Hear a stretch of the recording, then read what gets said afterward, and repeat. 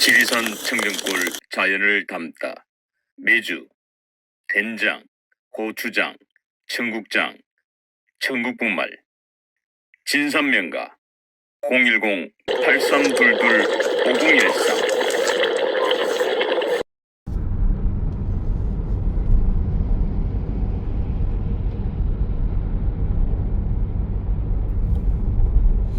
전 세계 시청자 여러분, 2024년 12월 3일 윤석열 대통령의 비상계엄 선포 이후 대한민국 시계는 제로입니다. 지금 세상은 평온해 보이지만 이 정치권은 약 500m 여전히 시속 70km 혼란스럽습니다. 단속 구간입니다. 그런 와중에 여야가 첨예하게 700m 대립하고 있는 우회전하세요. 이 정치 형국, 이 정치 상황, 그리고 12월 14일 윤석열 대통령 탄핵 가결 이후 여야의 첨예한 대립은 도를 넘어섰습니다.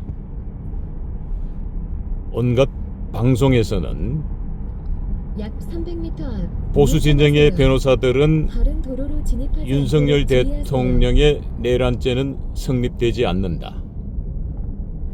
진보 진영 변호사들은 내란죄다. 잠시 후 우회전하세요. 국민들은 이어서 우회전하세요. 혼란스럽기만 합니다. 도대체 어느 게 정답인지 선택하기가 매우 힘든 상황입니다. 잠시 후 우회전하세요. 그런 이어서 가운데 우회전하세요. 저희 방송은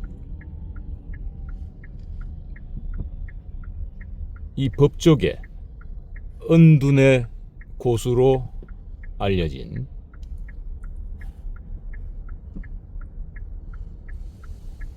안한다 정수경 변호사를 찾았습니다. 많은 분들이 저희 방송 제보란에 정수경 변호사를 추천해 주셨습니다.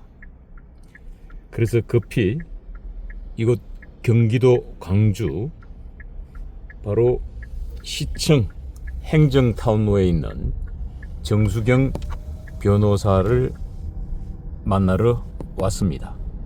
지금 우측편에는 광주시청이 보입니다. 경기도 광주시청이 보이고, 그리고 좌측으로는 지금 행정타운이, 경기도 광주 행정타운이 잠시 후 우회전하세요. 보입니다. 이어서 목적지가 오른쪽에 있습니다.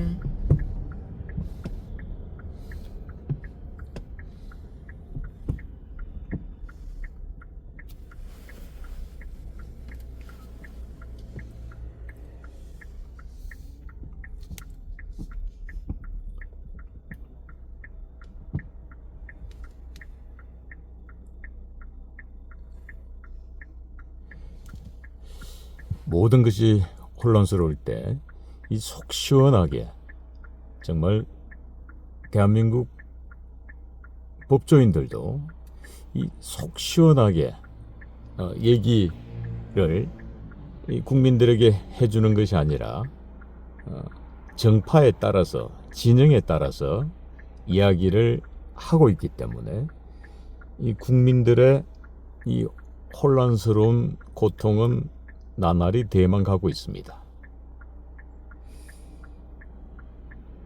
그래서 은둔의 고수로 알려진 정수경 변호사를 만나려고 합니다.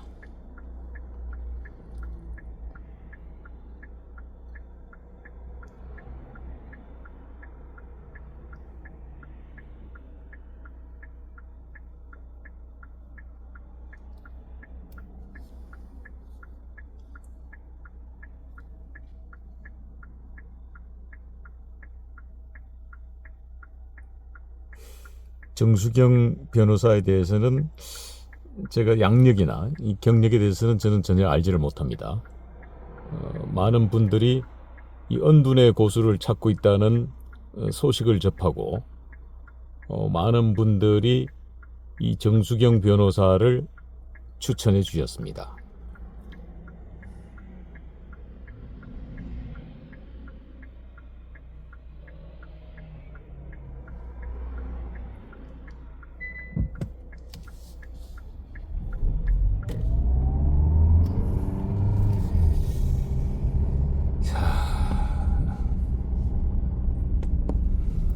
주소지는 이 인근으로 되어 있습니다만은 과속 방지턱이 있습니다. 예, 좌측엔 문화스포츠센터, 남한산성 아트홀이 보이고 광주법원 등기소가 있군요. 그리고 우측으로 정수경 변호사 사무실이 보입니다.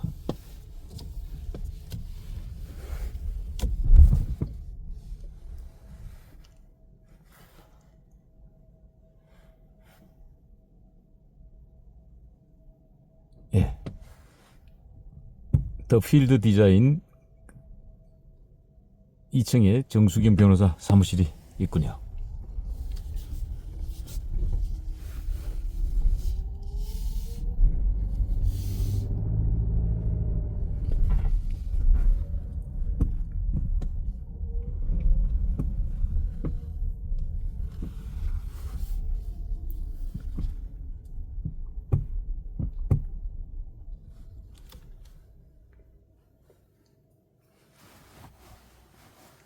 지금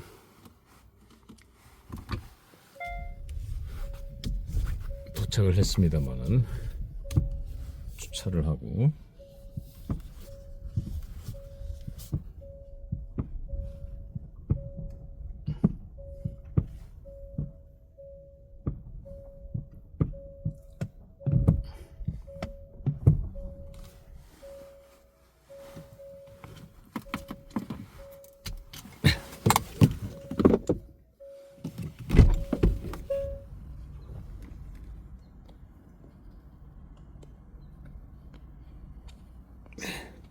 지금 보이는 이곳 주차장에서 1층이군요. 변호사 사무실이.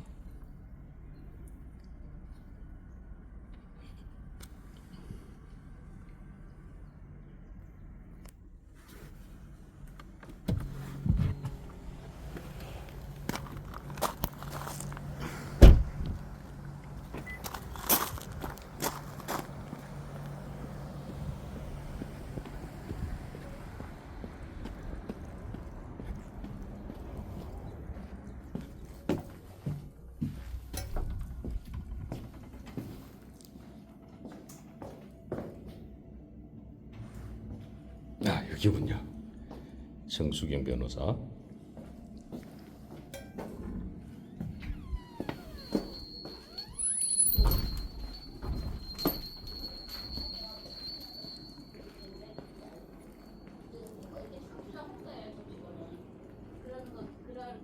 그러니까는 윤석열 대통령을 끌어내리는 데는 정치권의 이해관계가 일치하는 부분이 있기 때문에 내란이 아닌 것도 개혁. 여보세요? 안녕하세요. 누가 지금 전화를 그러지 않아도 누가 오셔가지고 잠깐만요. 지금 그냥 조금 이따 전화 통화해드릴게. 누가 갑자기 방문자가 있어서요. 네. 아니 어떻게 오셨어요? 네. 오랜만입니다. 네, 변호사님 안녕하세요. 예. 네. 저요 왜 봐요 지금? 갑자기 갑자기 말씀 안 하시고 오셔가지고. 예, 깜짝 놀라셨죠? 예. 여기 여기 제 방이지만 조그맣지만 여기. 네.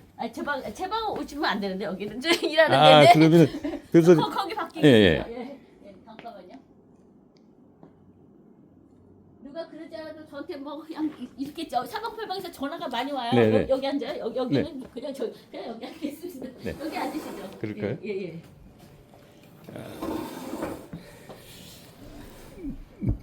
변호사님 다름이 아니라 네네. 지금 이제 12월 3일 대한민국에서 이제 윤석열 대통령 비상계엄 이후에 예. 이 대한민국 시계가 제로 아닙니까? 그렇죠. 예, 이제 그런 와중에 또 12월 14일 날 국회에서 예. 탄핵 소추안이 가결됐고 그렇죠. 그러다 보니까 이제 이 모든 거는 이제 헌법재판소로 넘어갔습니다. 갔는데 이제 많은 분들이 이제 뭐 텔레비전을 예, 보거나 예. 또 유튜브를 보면 예. 이 보수 진영의 변호사들은 내란죄가 성립이 안 된다. 예. 기각될 것이다. 예. 라는 얘기고 예. 이 진보 진영의 변호사들은 내란죄가 성립된다. 예. 예. 그러므로 구속된다. 네. 이러니 시청자들은 굉장히 혼란스럽죠. 혼란스럽죠. 그리고 이런 큰 사건의 그 내막에 깊이 있는 것을 깨뜨려 볼 수 있는 사람이 없지 않습니까? 그렇죠. 모두 없죠. 예, 뭐 없- 인간이라는 게 그러니까요. 왜냐하면 진영의 입장에 따라서 그리고 또 사실관계도 또 관련된지 아니면 모르죠. 예. 그렇죠. 네. 그리고 이제 뭐 방송의 또 특징이라는 게 방송사의 생리를 아는 것도 아니고 예. 예. 그래서 저희들이 이 법조계의 은둔의 고수를 이제 찾고 있었는데 제가 눈에 꽂습니까? 예, 그 많은 분들이 이 저희에게 이제 제보를 해주신 게 네. 이 정수경 변호사님을 추천해 주셨어요. 아 그렇지 않아도 예. 요즘 그 뭐지? 제가 바깥에 그 태극기 집회도 뭐 몇 번 나가고 그래서 그런지 예. 그 여기저기서 전화가 많이 와요. 뭐 그런데 제가 조금 전에도 막 그런 관련된 전화를 받고 있던 중에 오셨는데 잠깐만 기다려 주세요. 네.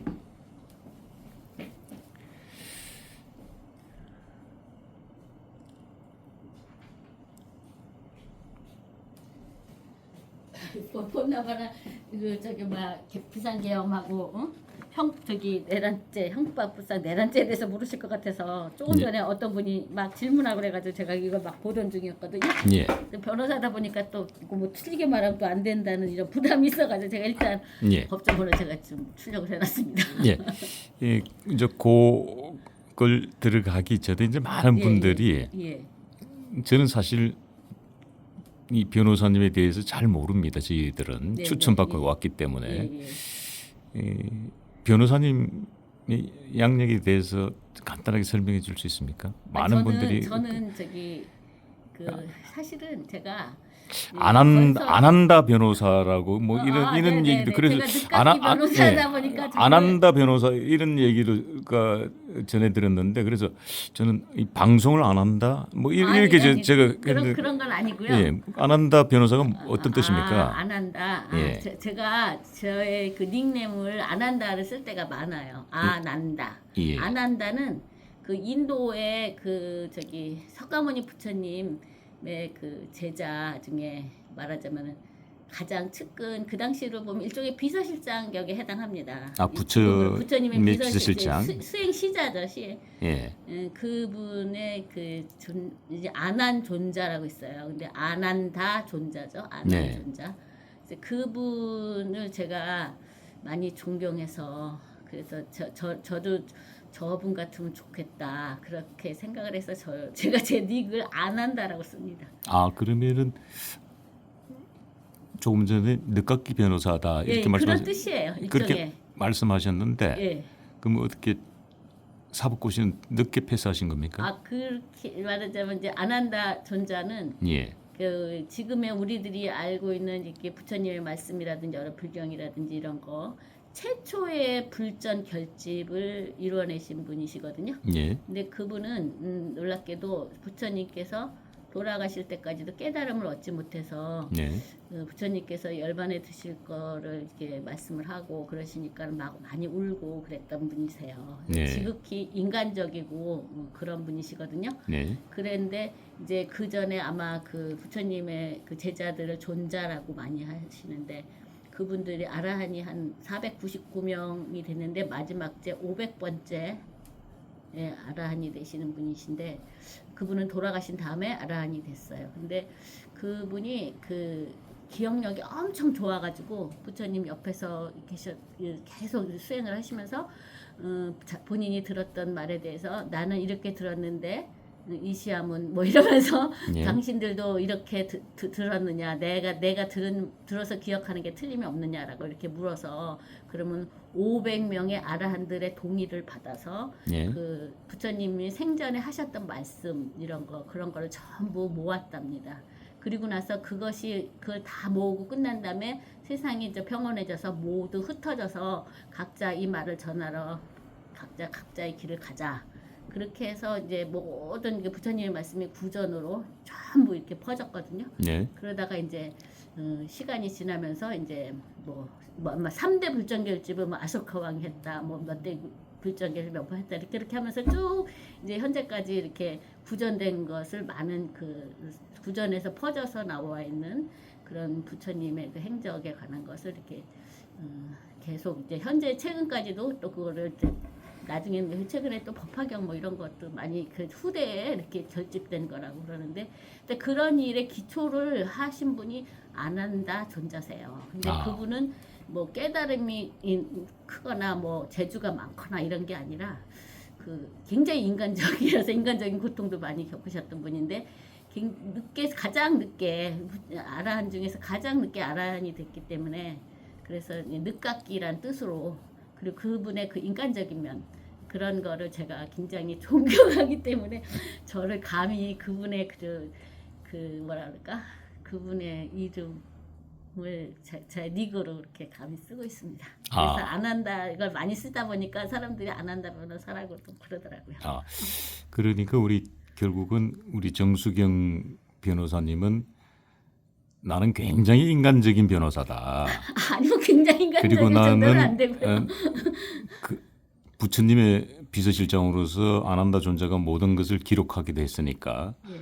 나는 거의 법자랄이다. 법에 대해서 난 공부를 굉장히 많이 알고 있다. 아니 그렇지는 못해요. 예, 그렇지는 못해요. 그래서 그런 의미로 그런 분을 존경한다는 거죠. 예, 저는 그 정도는 못 되고요. 예, 그런 의미로 많은 분들이 그 우리 아난다 정수경 변호사님을 추천해주지 않았나 싶습니다. 예.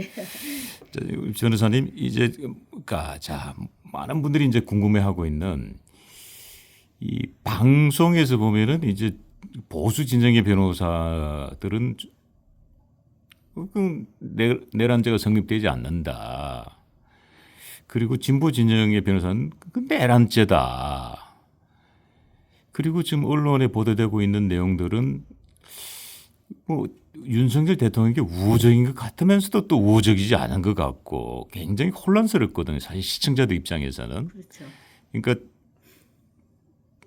뭐 심지어 제 아는 지인은 TV보다 요즘 채널을 돌리더라고요.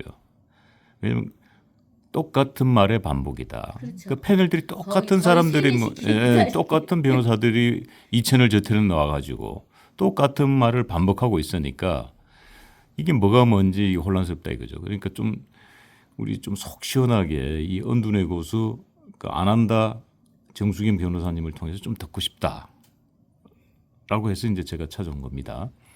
이 방송은 왜 그래야만 하는 겁니까?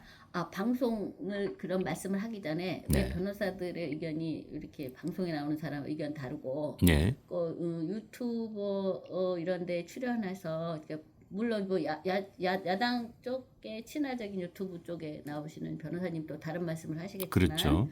또 우리들에게 많이 알려진 변호사님들이 하는 말씀하고 정반대되는 말씀을 하는 거에 대해서 네.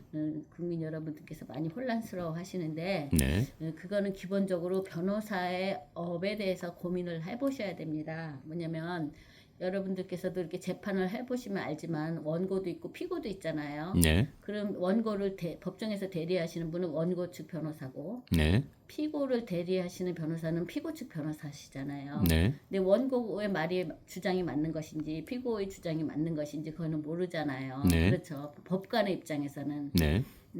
지금 이 정치권에서의 모든 이런 상황은 법관을 국민이라고 보는 거예요. 국민 전체. 예. 국민 전체를 보고 판단은 국민 전체가 하는 것인데, 그런데 말하자면은 탄핵을 찬성하거나 그다음에 또 윤석열 대통령께서 계엄령을 발표한 것을 공표한 것을 내란이라고 보고 싶어 하는 측의 무리들이 이 나라에 일단의 무리들이 있습니다. 그렇죠? 그렇죠. 그분들이 뭐 그것을 촛불이죠. 촛불 세력. 그것을 그 촛불이라고 그러면 안 되고요. 일단 예, 있습니다. 그러고요. 예. 그것을 또 그게 무슨 소리야, 말도 안 되는 소리야라고 생각하시는 일단의 사람들이 또 있어요. 예, 그렇죠? 있죠. 그리고 또 그분들을 지지하는 사람들도 있고. 예. 그러면 그걸 크게 보면은 원고, 피고 이렇게 나눠 볼 수가 있는 거예요. 그렇습니다. 누가 원고이냐, 피고이냐가 중요한 게 아니고. 네. 그러면은 우리가 법정에서도 원고 측을 대리하는 변호사님께서는 원고의 이익을 위해서 그분을 위해서 그분에게 유익한 말을 그분 주장이 맞다. 증거도 그분에게 유리한 증거를 막 수집해서 그거를 계속 그 재판장님한테 보여주고 제시하고 계속 그럴 거 아닙니까? 그렇죠. 그리고 또 피고 측을 대리하는 변호사님은 피고 측을 대리한 변호사님 입장이 그 피고의 주장이 맞다라고 예. 할 수 있는 주장을 막 주장과 논리와 막 온갖 거 뭐 이론 막 들이밀고 또 증거도 거기에 그것이 맞는 것처럼 보이는 증거를 막 수집을 해서 재판장님한테 막 내밀어요. 네. 그러면 재판장님이 다 심리한 다음에 나중에 재판장님도 막 판단이 어려울 때가 있겠죠. 그렇죠. 그런데 이제 그래도 마냥 놔둘 수는 없으니까 일정한 시기가 되면은 누구 말이 옳다 그르다 그거에서 판단을 내리시잖아요. 네. 지금의 이 싸움도 그거 똑같은 거 보시면 돼요. 그래서 그 야당 쪽의 입장에 또 야당 쪽의 의뢰를 받으신 변호사님들은 그 말하자면은 윤석열 대통령의 계엄은 내란이고 그다음에 내란을 했으니까는 당연히 그 대통령이라도 수사를 받아야 되고 수사를 받으려면은 대통령의 직무를 하게 하는 상태에서 수사를 받게 할 수 없으니까 대통령의 직무를 정지시키기 위해서 탄핵이 필요하고 그리고 이왕이면은 저렇게 그런 행동을 했으니까 아예 대통령 자리에서 쫓아내야 되고 이렇게 생각하는 일단의 사람들의 말이 옳다.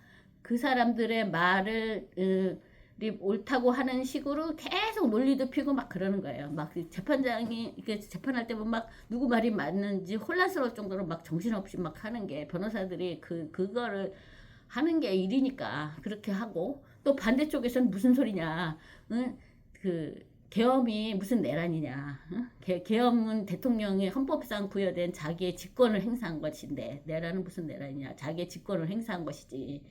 그리고 직권 행사한 거 가지고 그게 그 국회 의석수가 대통령을 지지하는 의석수가 적다 보니까는 그 내란 그 계엄에 대해서 계엄이 빨리 해제당한 것에 불과하지 무슨 소리를 하느냐 이렇게 주장을 하고 그것이 대통령으로서 걱정스러워서 직권 행사한 거고요. 무슨 뭐 탄핵이고 직무정지고 뭐 이런 게 어디냐 말도 안 되는 소리 한다 이렇게 하는 당연히 그런 주장을 할 수 있는 사람들이 있고 주장하고 그리고 의외로 그런 사람들이 많은 제가 양쪽 집회 다 좀 여의도에도 가봤고 저 광화문에도 가봐서 이렇게 했는데 광화문 쪽에 모이신 분이 월등하게 많은데도 뭐라고 그러나 언론에는 뭐 광화문은 뭐 4만이다 뭐 여기는 20만이다 이런 식으로 거꾸로 보도하고 제가 보기에는 한 몇백만 정도는 되는 것 같은데 광화문에 모이신 분이 그렇게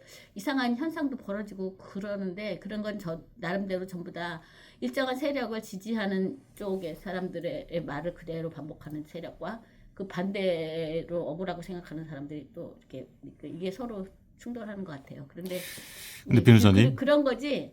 이게 변호사들의 그런 역할에 대해서 국민들이 먼저 잘 알아야 돼요. 그래서 변호사님께서 하시는 말씀을 그걸 다 진리라고 보시면 안 되고 그분은 그분대로 나름대로 논지를 펴고 있구나 이렇게 생각하시면 고통이 좀 덜 하실 것 같아요. 예, 지금 변호사님 말씀 중에 이 여의도에서 모였던 탄핵 찬성했던 세력들 그리고 광화문에 모였던 탄핵을 반대하는 세력들 그 세력들의 양쪽을 변호사님께서는 다 보셨는데 광화문의 숫자가 월등하게 많음에도 불구하고 방송에서는 그것을 이야기해 주지 않는다. 외면한다. 지금 이렇게 말씀하셨어요. 네, 맞습니다. 예, 그렇게 말씀드렸습니다. 왜 그럴까요?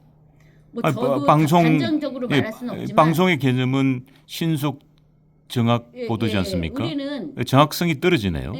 그런 게 문제가 아니라 뭐냐면은 우리는 너는 왜 이거를 이렇게 정직하게 해야지 왜 어떻게 이렇게 하고 우리가 따지는데 그 사람 보도 방송을 하거나 이런 사람들은 내가 너 말에 무조건 복종해서 그렇게 해야 될 의무는 없잖아. 난 내가 보는 대로 이렇게 말할 수 있지 뭘 그래. 이렇게 생각하는 것 같고 기본적으로. 네. 근데 이상하게 그 향후는 모르겠어요. 이제까지는 그 언론사들이 옛날에 박근혜 대통령 탄핵 전국에도 그랬어요. 보면은 그 기성의 언론사들이 그 국회 쪽, 다시 말해 야당 쪽에 말에 편승해서 그쪽만 주로 보도해주고 그 반대쪽에 억울한 얘기 진짜 그쪽은 가서 취재도 안 해주고 그러니까 근데 요즘은 취재는 하시더라고 보니까 언론사들이 와서 취재는 해. 근데 그거는 이제 나중에 특종이 생겼을 때 보도하기 위한 용인 것 같은 그런 느낌이 들었고 취재는 하시는데 그거를 동일한 선에서 이렇게 보도해 주지는 않는 걸 느껴졌어요. 그런데 그렇게 되는 이유 중에는 우리가 그 기성 언론가 우리가 지금 유튜버로서 활동하시는 많은 분들 있잖아요. 네. 그분들하고 좀 구조가 좀 다른 부분에 대해서 우리가 생각을 해봐야 되는 것 같아요. 그러면은 그 언론사는 사실을 알리고 뭐 그런 역할을 하는 거죠. 말을 하시고 그리고 광고 수입으로 살아가는 부분인데 그 언론사들의 경우는 기본적으로 대기업이라고 보면 돼요. 기업체 구조를 가지고 있어요. 그래서 그분들은 그 많은 인력을 먹여 살려야 되고 또 그 기존에 많은 자금이 투하된 것이 이렇게 낭비되지 말아야 되고 그것이 무너져서는 안 되는 어떤 기업체로서의 어떤 책임감? 그러니까 말하면 국민에 대한 책임감보다 그것도 일종의 하나의 법인체니까 그 법인체를 유지하고 이끌어갈 그것이 무너지지 않게 해야 돼. 그 책임감이 있기 때문에 암말해도 그 권력의 풍향계처럼 될 수밖에 없는 게 그거를 국민들이 알고 있어야 돼요. 왜냐면은 그 언론이 항상 보면은 진실을 말하고 뭐 보도를 하고 이러는 곳이라고 우리는 막연히 이렇게 기대를 하지만 실제에 있어서는 역사적으로 계속 언론은 권력의 힘이 어디로 가느냐에 대해서 가장 발빠르게 움직이는 것이 언론의 속성이다. 그런 얘기도 있습니다. 그렇기 때문에 지금 힘의 중심이 어디에 있느냐라는 것을 알려주는 거라고 봐야 돼요. 왜냐하면 우리가 이미 그 국회의원 선거를 여러 번 거치면서 대통령 다시 말해서 행정부와 국가 원수는 국민들이 그 윤석열 대통령을 선택했지만 우리나라 그 국회 쪽은 하여튼간에 뭐 부정선거다 어쩌다 뭐 이런 이슈가 있지만 어쨌든간에 결과적으로는 국회 의석의 절대 다수 의석을 국회를 야당이 장악하고 있습니다. 그러면은 그 야당이 3분의 2까지는 장악하지 못했기 때문에 3분의 2가 아닌 과반수에 대해서는 대통령을 제외한 모든 고위공직자를 다 그냥 아무 이유 없이 그냥 다 마음에 안 들으면 다 탄핵시켜버리고 막 이런 식으로 할 수 있는 일종의 권력 남용이에요. 지금은 국회가 권력을 남용하는 걸 어떻게 통제할 것이냐 이것이 문제되는 시기이고요. 근데 이제 그렇기 때문에 그것을 나는 이제는 공직자들 그러니까 뭐 22명을 뭐 벌써 탄핵했고 뭐 그리고 탄핵했다 도로 또 제자리로 복귀 오신 분들도 있고 그러시죠. 그렇게 지금 그 국회가 자기가 특정 정파가 의석수를 많이 차지하고 있음을 핑계로 그들이 지금 국회의원들의 권력 남용이 너무 과도한 거예요. 그렇게 하면서 공직을 마비시키고 있고 결국에서는 그 대통령실의 예산이라든지 모든 주요 그 사법기관들의 그 예산 중에서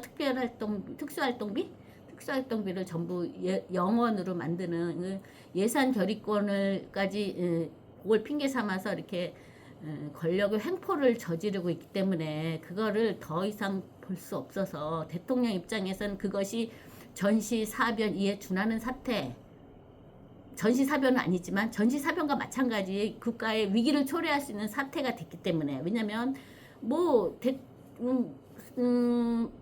물론 윤석열 대통령이라든지 김건희 여사님께서 나름대로 사비를 털어가면서 뭐 국가가 위기 상황에 있을 때 예산에 없는 일이라도 해야 될 일이 발생했을 때 할 수는 있을 거예요. 그렇지만은 그거는 옳은 일은 아니고 주어진 예산 범위에서 일을 해야 되는데 예산이 없으면 일을 못 하는 거잖아요. 국가는. 그렇죠. 그러다 보니까는 그러면은 그 대통령께서 판단하신 우리나라는 어느 순간에 갑자기 무너져도 전혀 이상스럽지 않은 상황이 도래했다라고 네. 본 거. 그거 자체가 준하는 사태, 전시사변은 아니지만 전시사변에 준하는 사태에 해당한다고 저도 그렇게 보입니다. 제 눈에도. 아하. 그렇게 대통령이 판단하실 수밖에 없고, 이거는 내란이냐 아니냐의 문제가 아니라 계엄을 선포하셨는데 계엄은 국회에 선포하면 국회에 통보를 해야 돼요. 그리고 통보했을 때 국회가 대통령이 저렇게 판단할 수밖에 없었겠다라고 생각하면 가만히 있을 것이고,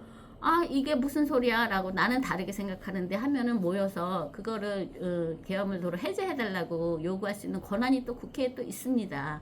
근데 국회는 아시다시피 그 절대 다수를 야당이 점하고 있기 때문에 그냥 쉽게 그냥 그 해제 요구를 쉽게 받은 해프닝에 불과한 거예요. 그러니까는 한 3일은 그래도 버티지 않을까. 이제 이거 도나마 3일 천으로 끝날 것 같은데 이제 그 소리 이렇게 계엄이 선포됐다 그 소리 들었을 때 이제 누가 전화로 방송을 보고 저한테 전해줬는데 그걸 듣고 그런 생각이 들었는데 3일도 못 가고 뭐 몇 시간 만에 이렇게 풀어지고 말았어요. 그래서 그렇죠. 말하자면은 네.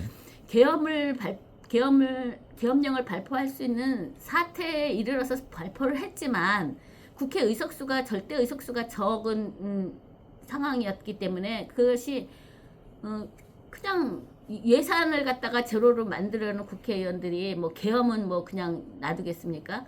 그러니까 대통령의 권력을 무력화해서 이 나라의 대통령 제도를 존재하지만은 대통령이 없는 거나 마찬가지. 국가에 위난이 와도 대통령이 자기 권한을 행사하지 못해서 군통수권자로서 역할도 못하고 아무것도 못하게 발을 꽁꽁 묶어놓기 위한 수단으로 예산을 제로로 만든 거 아닙니까? 그렇습니다. 그러니까 오히려 내란적 상황을 유도한 것은 국회죠. 다만 이제 내란죄냐 국회 거기에서 그 예산을 모두 제로로 만들고 아무 이유도 없이 탄핵 사유에 해당하는 거에 대해 심리도 없이 자기 마음에 안 들고 자기한테 불리하면은 전부 탄핵시키고 이러는 국회의 그 활동이 내란죄에 해당하느냐 이런 거를 판단하려면은 거기에 그 폭동 이런 부분이 추가돼야 되는데 국회에서 뭐 의결권 행사하는 게 폭동이라고 볼 수는 없잖아요. 그래서 그렇죠. 이제 그런 행동까지를 내란죄라고 할 수는 없고 다만 그 후에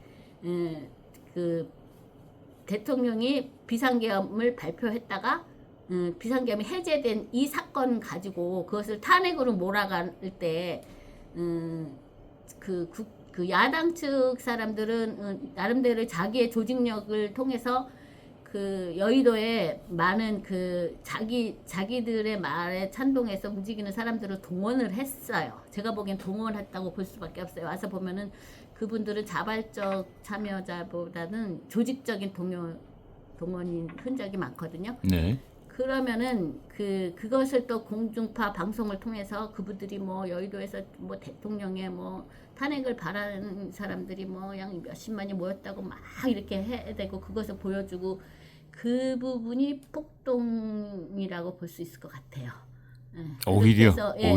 그래서 그것을 통해서 여당의 국회의원들의 심리적인 압박을 가하는 수단이 됐을 것 같고 물론 부분적으로는 또 한동훈 대표가 좀 이상한 행동을 취하고 그 한동훈 대표의 말을 거스르면은 좀 문제가 생기지 않을까라는 이렇게 우려하는 몇몇 국회의원들의 그 소신 없는 행동으로 대통령이 탄핵 소추를 결국은 의결당하는 그런 꼴이 됐는데 그 일련의 과정에는 내란적인 성격이 있지 않을까? 국회 일련의 그런 행동. 근데 그거의 주도권을 누가 가졌는지 다시 말해서 그거를 그 야당의 그 대표자인 조국 대표와 이재명 대표, 그때 그 당시에 여당의 대표였던 한동훈 대표, 그 세 사람의 역할에 대해서는 그 중에 누가 수괴냐, 이거는 조금 점검해봐야 되는 것 같아요. 근데 그거는 제가 사실하게 모르기 때문에 뭐라고 말할 수 없지만 그 집단적인 행동에 의해서, 그러니까 뭐 수괴 없이 집단적으로 그렇게 될 수도 있는 거니까. 그래서 그 부분이 오히려 대통령을 탄핵 소추 의결까지 가게 한 거. 그 계엄 선포를 빌미 삼아 그렇게 한 것은 그 전에 예산을 먼저 완전히 제로로 만들어 놓고 이런 일련의 과정을 보면 그것이 오히려 내란으로 볼 수 있는 성격이 있는 것 같아요. 제가 보기에는. 물론 제가 일개 변호사에 불과해서 제 의견이 얼마나 비중 있게 받아들여질지 그건 잘 모르겠지만 일단은 제 눈에는 그렇게 보입니다.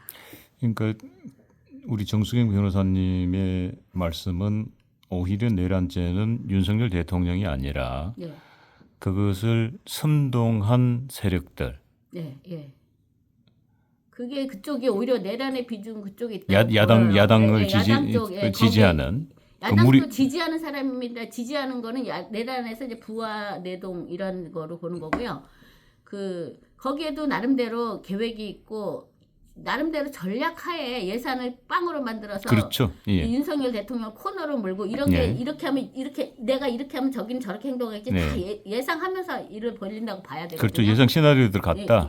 보이지는 그렇겠지만 예. 제가 그 시나리오 내용을 실제로 그제 관여되지 않았기 때문에 모르는 거고 모르니까 네. 제가 뭐라고 말할 수는 없어요. 예. 그렇지만은 그런 이렇게 보면은 나중에 한참의 이런 거의 진실을 보시면 아주 몇 년이 지나서부터 서서히 나오는 거잖아요. 그렇게 쭉 보면 오히려 그게 내란적인 요소가 더 강하다. 그렇게 저는 입장이 그렇습니다. 그렇군요. 우리 시청자 여러분들께서는 정수경 변호사님의 말씀에 판단이 서슬이라고 봅니다. 새로운 주장을 하셨고 눈의 고수는 역시 저희들의 실망시키지 않았습니다. 저희들이 새로운 답을 내주실 걸 생각하셨는데 오히려 지금 정수경 변호사님께서는 내란죄는 윤석열 대통령이 아니라 윤석열 대통령을 탄핵시킨 그 무리들이라고 말씀을 주셨습니다. 맞습니까? 큰 틀에 보면은 그런 취지에 찬동하는 거죠. 그렇게 예. 본다면은 제 의견에 찬성합니다. 예. 자, 그런 와중에 사실은 이번 12.3 비상계엄 당시에 가장 놀랬던 사실은 이 계엄군이 가장 먼저 도착한 곳이 중앙선관위였지 않습니까? 중앙선관위 그리고 과천선관위, 관악선관위군요. 관악선관위 그리고 수원의 선관위 연수원. 이 아무도 예상하지 못했던. 아니 그러면 모든 병력이 이 내란을 하기 위해서는 그 국회의원이 가지고 있는 계엄령 해상권을 막기 위해서는 잠깐만요. 잠깐만. 계엄 이꼴 내란이라고 하는 생각부터 버리셔야 돼요. 네. 왜냐면은 지금 예전에 5.18 때 비상계엄 확대 조치라든지 그다음에 12.12 사태라든지 그 일련의 그때의 비상계엄이라든지 계엄이라든지 이런 거는 대통령이 계엄을 선포한 게 아니라 계엄군이라고 그러잖아요. 계엄군. 그렇죠. 예. 그러니까는 지금은 윤석열 대통령은 본래가 계엄 선포를 할 수 있는 권한자예요. 그렇죠. 자기의 예. 권한을 행사한 것이지 내란이라는 거는 권한자 아닌 자가 권한자의 권한을 찬탈하는 과정에서 발생하는 겁니다. 그렇기 때문에 계엄 선포 이콜 내란이라고 생각하면 안 돼요. 다만 대통령이 계엄 선포한 것이 그분이 대통령으로서 전시 사변 이에 준한 지금 이렇게 예산을 제로로 만들어 놓고 시탁하면 자기 마음에 안 들면 무조건 탄핵시켜 놓고 막 이러는 이 정국을 이에 준하는 사태라고 대통령께서 판단하시는 것이 법률적으로 볼 때도 완벽하게 옳은 판단이냐. 예. 그거에 대해서 이제 권력 직권을 제대로 행사한 거냐 아니면 직권 남용이냐 요런 것이 문제가 되는 것이지 그것이 내란죄의 그건 아니에요. 뭐냐면은 내란이라는 거면 우선 거꾸로 해야 돼. 방향이 거꾸로 돼야 돼. 방향이. 예를 들어서 대통령이 아닌 자가 대통령이 계엄 발표권자잖아요. 네, 그렇죠. 계엄 발표권자가 아닌 자가 대통령의 이름을 사용해서 계엄을 발표하게 대통령에게 충고를 들이대서 계엄 선포하게 나블라블라블하게 했다든지 뭐 요렇다면 내란이에요. 근데 그게 아니라 대통령은 자기 의지로 지금 심지어는 국무회의를 소집을 했는데 국무위원들이 이거 막 주저하고 왜냐면은 발표해봤자 이 헌법상 국회에서 해제를 요구하면 곧바로 해제될 수밖에 없는데 그런 해프닝을 무리수로 외두나 해서 그런 생각이 없었을까요? 국무위원들은 그 정도의 헌법 상식은 다 갖고 있잖아요. 그러니까 그렇죠. 당연히 그걸 반대할 수밖에 없어요. 왜냐면 너무나 일하기 힘들고 괴롭히고 진짜 이것도 못하고 저것도 못하게 하고 어렵게 하는 그 고충을 당하고는 있지만 그런 거 계엄 선포해봤자 몇 시간 요번엔 몇 시간만이죠. 심지어 며칠도 못 가서 다 보나마나 해제 당할 텐데 그 해제 당했을 때 그 반대적인 그 무리수가 있잖아요. 그러면 그렇죠. 그거에 대한 걱정이 국무위원들이 없었겠습니까? 당연히 그러니까 있죠. 국무위원들이 하나같이 반대를 하고 막 네. 이랬다는 거 아니에요. 그리고 이것이 또 경제를 어렵게 할까봐 또 또 막 그런 것도 어렵게 하고 막 그런 것을 반대를 했는데도 그 반대를 꺾고 대통령께서 발표하신 거잖아요. 그렇습니다. 그러면 누가 봐도 대통령께서 누구도 대통령이 누구한테 뭐 사주당해가지고 발표한 게 아니라 대통령이 자기 고유 권한을 자기 판단을 해서 발표하셨고 발표하신 다음에 곧바로 또 국회에 또 통지를 해서 국회의원들이 그거 알고 뛰쳐와가지고 그것을 몇 시간도 못 참아주고 그 해제를 시켜버렸잖아요. 그러니까는 이거는 내란의 그게 성립 요건이 처음부터 안 돼요. 내란은 방향이 거꾸로 해야 돼요. 대통령이 꼭두각시처럼 발표했다든지, 응? 그러면은 이제 그 꼭두각시 대통령한테 뭐 총구를 들이대면서 뭐 개헌 발표 안 해? 막 이렇게 한 사람, 그 사람이 내란에 쓰게 되고 이제 대통령이 이제 그거에 그거를 뭐 그걸 표현을 뭐라고 그러냐면은 모의에 참여하거나 지휘하거나 뭐 이런 자가 되는 거죠. 네. 예, 그렇게 되지만은 이거는 그게 아니라 대통령이 자기가 직권행사하는 건데 예를 들어서 헌법기관의 권한을 무력화시켜야지 응? 국가기관은 뭐 강압에 의해서 전복 또는 권능에서 불가능하게 해야 그게 그 국헌문란이 되는 건데 뭐 그런 거 하나도 없었잖아요. 그러니까 말씀을 정리하자면 대통령은 대통령의 권한을 사용했기 때문에 대통령 스스로 또 어떻게 그렇죠. 보면 대통령이 누구의 그런 뭐 꼭두각시로 한 게 아니잖아요. 네. 그냥 본인이 스스로 결단한 것이기 때문에 그리고 나름대로 절차를 거쳐서 한 거라서 이거는 내란 처음부터 내란은 그 저거가 안 돼요. 근데도 뭐 왜 그 뭐 공소장에 아니 공소장에 구속영장 청구할 때 뭐 범죄 제명을 갖다가 뭐 검찰에서 무슨 뭐 그 김용원 장관님인가 그분에 대한 구속영장 청구서 할 때 제명을 갖다가 내란이라는 표현을 썼고 거기다가 공범으로 대통령을 이렇게 언급한 표현이 있었다. 뭐 언론에서 뭐 그런 말이 나오던데 그거는 제명 표시 잘못하는 경우 많아요. 그리고 또 그 검찰에서 그 구속영장 청구하면서 그걸 안 쓸 수가 없는 게 언론하고 막 거기서 막 떠들어대는 게 내란 막 이렇게 떠드는데 그걸 안 쓰면은 또 그 구속영장 청구하신 일에 그 일을 하셨던 검사님이라든지 그런 분들이 이걸 내란이라고 안 하고 직권남용이라고 했다든지 뭐 이런 식으로 쓰면 또 그분을 또 탄핵 의결까지 해버려요. 그러니까는 그렇죠.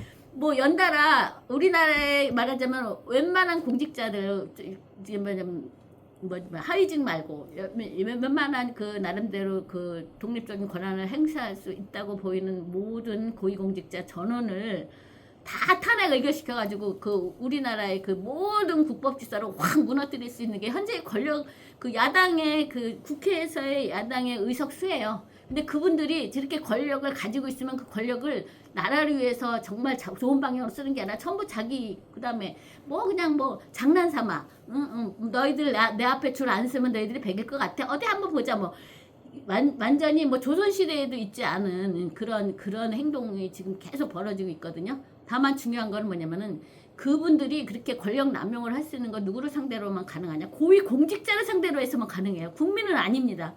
그러니까는 국민들은 너무 얼어붙을 필요 없고 국민들은 올바른 판단을 하실 수 있고 국회가 잘못하는 거에 대해서는 국민들께서는 그 비판을 하셔야죠.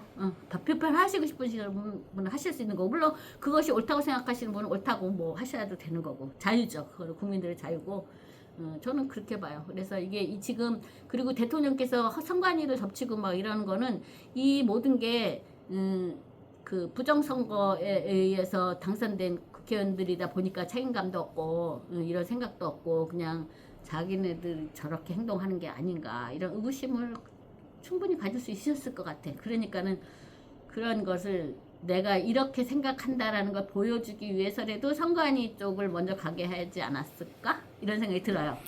지금 이제 부정선거가 그 윤석열 대통령의 계엄군이 가장 먼저 이 선관위에 도착을 했기 때문에 계엄 선포와 동시에 그래서 갑자기 이제 부정선거에 대해서 국민들의 관심도가 높아졌어요. 네. 그 전까지만 해도 한교안 전 총리가 부정선거 부방대를 이끌면서 주말마다 계속 집회도 하고 했습니다마는 그때까지만 해도 국민들의 관심사는 설마 그러고 대부분 외면하는 분위기였는데 이번에 대통령께서 아니 그 많은 병력들이 그 국회 들어간 병력보다 더 많은 병력이 선관위로 갔기 때문에 이게 도대체 말이 되느냐? 그럼 도대체 왜 선관위로 그 많은 병력을 보냈느냐 하면서 이 부정선거에 대한 관심도가 높아졌단 말입니다.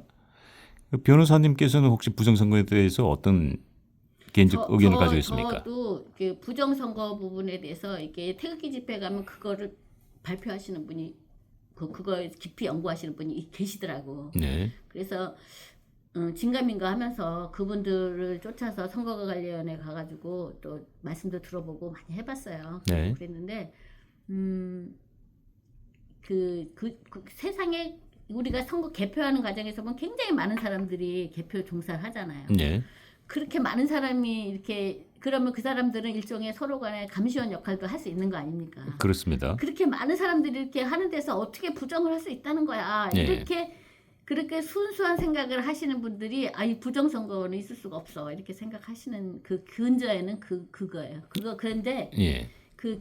저는 이제 그분들이 그 개표하는 과정도 밤 꼴딱 새면서 어느 특정 그 선거구를 지켜본 적도 있고 그런데 그분들은 그냥 진짜 순수하게 그냥 막 개표만 해요. 하나도 그분들 손에서 문제되는 건 하나도 없어요. 그렇습니다. 예, 그건 하나도 없고 제가 이제 요번에 요번 총선 요거를 제외한 그 전까지 4개 총선 대선 보궐 대선 이렇게 쭉 그거에 대해서 좀 연구를 하고 증거 이렇게 수집된 증거 가지고 검토도 하고 그 선거관리위원회 규칙이라든지 그다음에 또 업무 매뉴얼도 있고 그다음 그분들이 법정에 나서 증언한 거 그분들의 진짜 진술한 거 이런 거 전부 해가 전부 이렇게 검토하고 수집된 증거 이런 거 다 비교해가면서 이렇게 저거 한 거 했는데 부정이 없는 건 아니에요.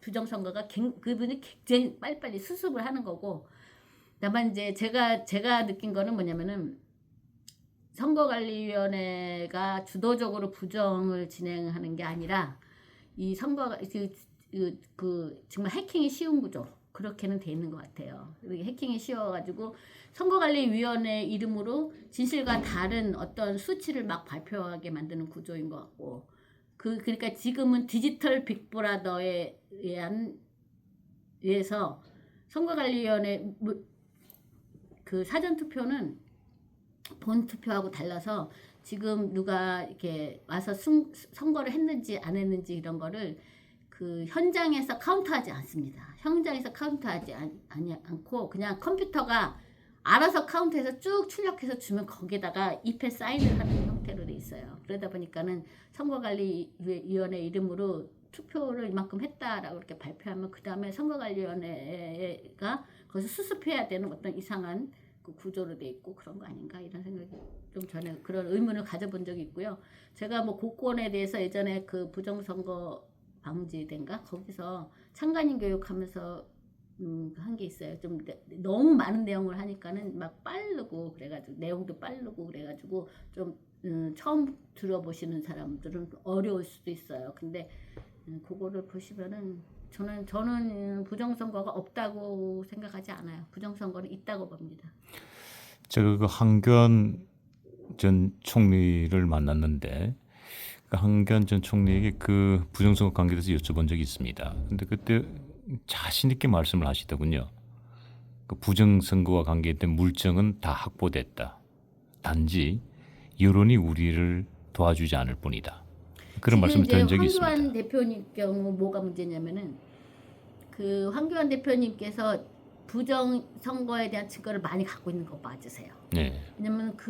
왜냐면 모든 그때 부정선거 감시하는 그런 그 시민들이 네. 인원이 많지 않아서 네. 모든 선거를 다 하지 못하고 황교안 대표님이시라고 그 대표님이 출마하신 그 지역하고 그다음에 대표적으로 이제 그 오세훈 시장님이 출마하셨던 그 지역에 많이 투입이 됐고 다른 분들은 이제 흩어져서 이렇게 선발적으로 됐거든요. 네. 그런데 이제 그래서 그때 동영상도 엄청 많아요.